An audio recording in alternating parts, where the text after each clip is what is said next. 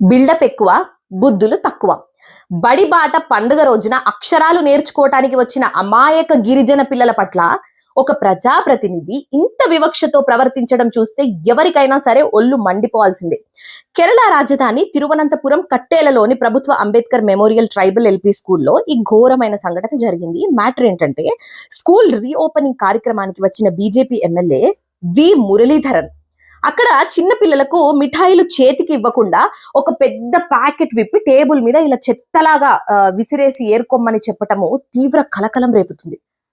జాతి వివక్ష అనాచారాలను ఈ సంఘటన గుర్తు చేస్తుందని సోషల్ మీడియాలో జనాలు ఫుల్గా ఫైర్ అవుతున్నారు. దీనిపై మాజీ విద్యాశాఖ మంత్రి వి శివన్ కుట్టి తీవ్రంగా మండిపడుతూ ఇది పక్కా అహంకార మనోభావమని, చేతితో ఇవ్వడం ఇష్టం లేకపోతే అసలు ప్రోగ్రామ్కే రాకుండా ఉండాల్సిందని చాలా గట్టిగా దుయ్యబట్టారు.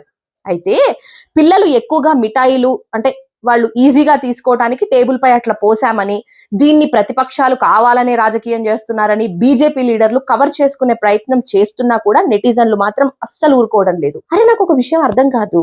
పదవులు, అధికార గర్వంతో అమాయక నిరుపేద బిడ్డలను అవమానించేలా ప్రవర్తిస్తే కాలము ఎప్పటికీ క్షమించదు తెలుసా.